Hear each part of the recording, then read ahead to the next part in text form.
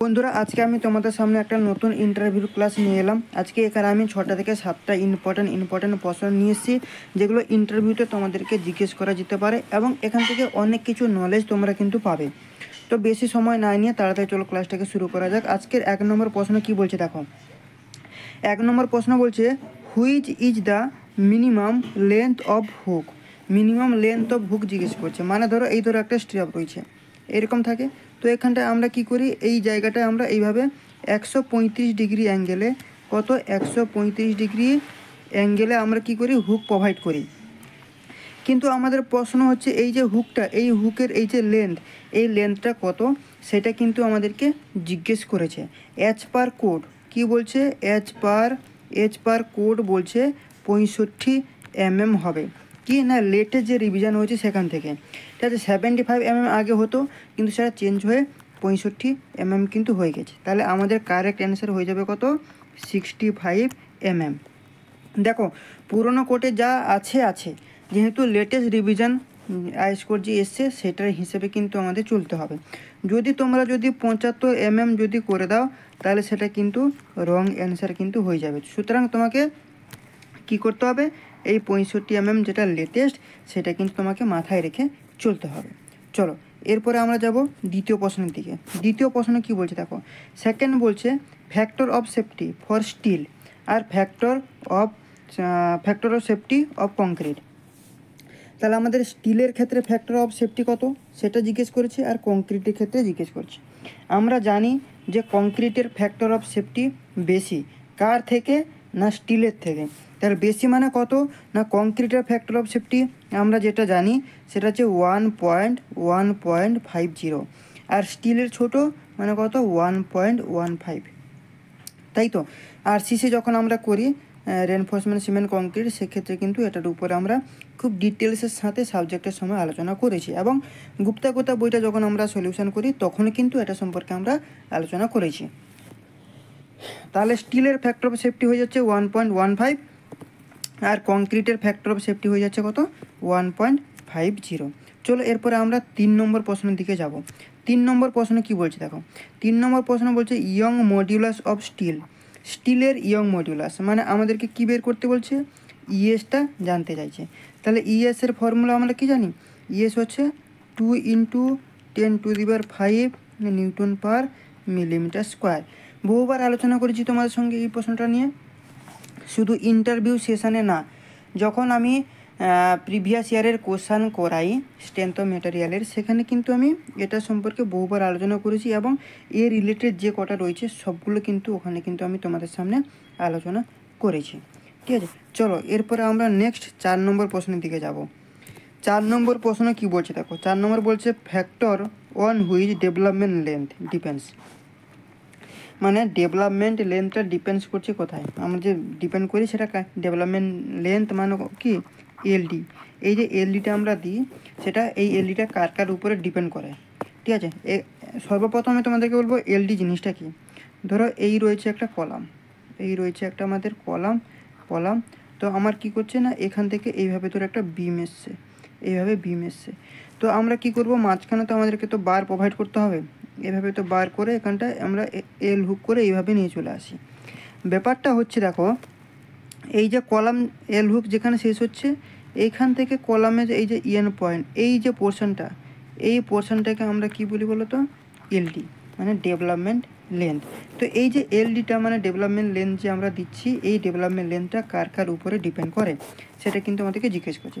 দেখো এখানে আমি দুটো পয়েন্ট বলবো, দুটো পয়েন্টের উপরে ডিপেন্ড করবে। একটা হচ্ছে গ্রেড অফ কংক্রিটের উপরে ডিপেন্ড করবে, আর একটা গ্রেড অফ স্টিলের উপরে ডিপেন্ড করবে। এই যে দুটো বললাম, কি বললাম লিখে দিচ্ছি,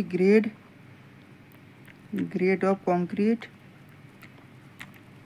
আর দ্বিতীয়ত যেটা আছে সেটা হচ্ছে গ্রেড অফ স্টিল।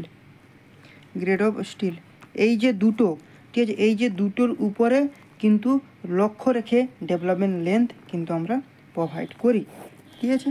চলো 4 নম্বরে গেল, এরপর আমরা 5 নম্বরের দিকে যাব। 5 নম্বর কি বলছে, 5 নম্বর বলছে, which steel is use in the manufacturing of rail. রেলের যে পাত যেটা হয়, যে পাত যার উপরে ট্রেনটা যায়, সেই পাতটা কীরকম হয়, এইভাবে গিয়ে এইরকম একটু মোটা হয় আবার পাতলা হয়, এইভাবে থাকে। তো এই যে পাতটা যে আমরা বানাই যে স্টিলের মাধ্যমে যে ম্যানুফ্যাকচারিং করা হয়, সেই স্টিলটা তোমার কি স্টিল দিয়ে, এই পাতটা কি স্টিল দিয়ে ম্যানুফ্যাকচারিং করা হয়? দেখো এর অ্যান্সার যেটা হবে সেটা হচ্ছে ম্যাগনেসিয়া স্টিল দিয়ে রেলের যে পাতটা আমরা তৈরি করি। কি না,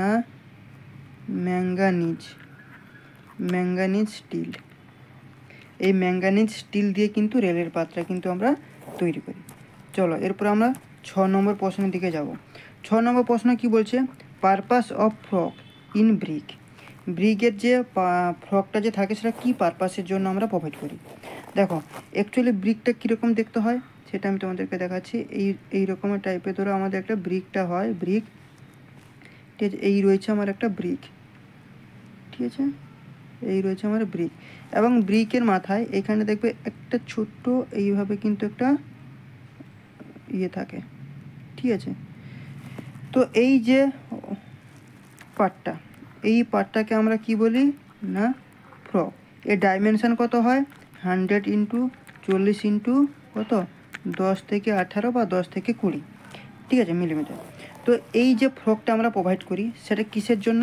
1 নম্বরের পয়েন্ট হিসেবে আমি যেটা তোমাদেরকে বলবো সেটা হচ্ছে শিয়ার কির জন্য, বা কি জয়েন্ট প্রোভাইড করে।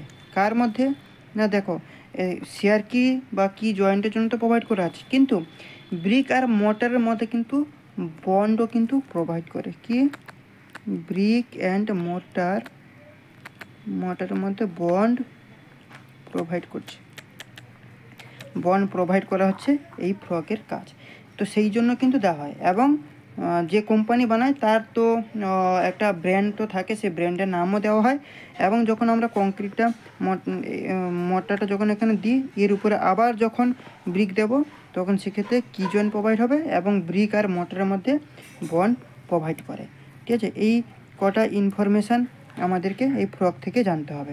7 নম্বর কি বলছে দেখো, 7 নম্বর বলছে which type of cement is preferable in sea water construction. Sea water construction মানে ধরো জলের নিচে আমরা ধরো কোনো কনস্ট্রাকশান করব, সেক্ষেত্রে আমরা কি ধরনের সিমেন্টটা আমরা ইউজ করব। এখানে দেখো এই যে বলে দিয়েছে সি ওয়াটার কনস্ট্রাকশানের ক্ষেত্রে আমরা কোন সিমেন্টটা আমরা ইউজ করব। দেখো সেক্ষেত্রে আমরা 2 রকমের সিমেন্ট ইউজ করতে পারি। কি, 1 নম্বর হচ্ছে স্ল্যাগ সিমেন্ট বলতে কি বোঝায় না, পিএসসি সিমেন্ট। পিএসসি সিমেন্ট মানে কি, Portland slag cement, Portland slag cement. আর একটা আছে কি না পিপিসি সিমেন্ট। পিপিসি সিমেন্ট মানে কি, পোর্টল্যান্ড পোজোলানা সিমেন্ট। তারা আমরা কি পিএসসি অ্যান্ড পিপিসি এই দুটো সিমেন্ট কিন্তু সি ওয়াটার কনস্ট্রাকশনের ক্ষেত্রে কিন্তু আমরা ইউজ করি। রেফারেন্স তোমাদেরকে বলে দিচ্ছি, এটা এজ পার আইএস কোড 456 2000 তুমি যাবে কত 8.2.8 গিয়ে তোমরা চেক করলে কিন্তু এটা সম্পর্কে বিস্তারিত ইনফরমেশান কিন্তু তোমরা পেয়ে যাবে। চলো এরপরে আমরা 8 নম্বরের দিকে যাব। 8 নম্বর বলছে আরসিসি কিউবের ডেনসিটি আমাদেরকে জিজ্ঞেস করেছে, বহুবার আলোচনা করেছি। দেখো আরসিসি মানে হচ্ছে রেনফোর্সমেন্ট সিমেন্ট কংক্রিট, ঠিক আছে। এর ডেনসিটি কত, এর density of RCC reinforcement cement কংক্রিটের ডেনসিটি হচ্ছে কত না 2500 kg/m³, ঠিক আছে। এর যদি ওয়েট যদি বের করতে বলে ওয়েট, তাহলে আমরা কি করব না ভলিউমের সঙ্গে ডেনসিটি গুণ করে দেবো। যদি ভলিউম 1 বলে, আমি 1 দিয়ে তোমাকে বলে দিচ্ছি, ভলিউম যদি 1 হয় তাহলে 1-এর সঙ্গে এই ডেনসিটি মাল্টিপ্লাই করে দেবো, দিলে যত আসবে তত কেজি হয়ে যাবে এর ওয়েট, ঠিক আছে। ভলিউম যদি 10 বলে তাহলে এই জায়গাটা আমরা কি করব 10 বসাবো আর 2500 সঙ্গে গুণ করে দেবো, দিলে যেটা আসবে সেটা হয়ে যাবে আরসিসি কিউবের ওয়েট। আর ডেনসিটি হচ্ছে কত না, ডেনসিটি হয়ে যাচ্ছে আমার 2500 kg/m³, ঠিক আছে। চলো এরপর আমরা নেক্সটের দিকে যাব। 9 নম্বর বলছে আইস কিউবের ওয়েট। দেখো আইস কিউবের ওয়েট জিজ্ঞেস করেছে, তাহলে ওয়েট বের করার আগে আমাদেরকে কি জানতে হবে, ডেনসিটি অফ আইস কিউব। আইস কিউবের ডেনসিটি হচ্ছে কত না 920 kg/m³। আর ওয়েট যদি বের করতে হয় তাহলে কি করতে হবে না, ধরো এখানে 1-এর জন্য বের করতে হচ্ছে, তাহলে 1 ইন্টু 920, তাহলে কত হয়ে যাচ্ছে 920 কেজি হয়ে যাচ্ছে আমাদের আইস কিউবের ওয়েট। ঠিক আছে, তো এই রকমভাবে কিন্তু আরও কন্টিনিউ আমি ক্লাসগুলো নিয়ে আসবো। ক্লাসটা যদি তোমাদের ভালো লেগে থাকে তাহলে অবশ্যই চ্যানেলটাকে তোমাদেরকে কি করতে হবে না সাবস্ক্রাইব করতে হবে এবং ভিডিওটাকে লাইক করতে হবে আর বন্ধু বান্ধবের সাথে বেশি বেশি করে কিন্তু শেয়ার করতে হবে। এবং তোমাদের কোথাও যদি কোনো অসুবিধা থাকে, কোথাও যদি বুঝতে অসুবিধা হয়, তাহলে তোমরা কমেন্ট সেকশন অন রয়েছে, কমেন্ট সেকশানে গিয়ে তোমরা কিন্তু তোমাদের মতামত জানাতে পারো এবং তোমাদের আর কি ধরনের ক্লাস চাই দরকার সেটাও কিন্তু তোমরা এই কমেন্ট সেকশনের মাধ্যমে কিন্তু আমাকে কমেন্ট করতে পারো। ঠিক আছে, তো এই ছিল আজকের ইনফরমেশান। নেক্সট ভিডিওতে আবার দেখাবে। আজকে এখানে তোমাদের কাছ থেকে বিদায় নেব এবং থ্যাংক ইউ।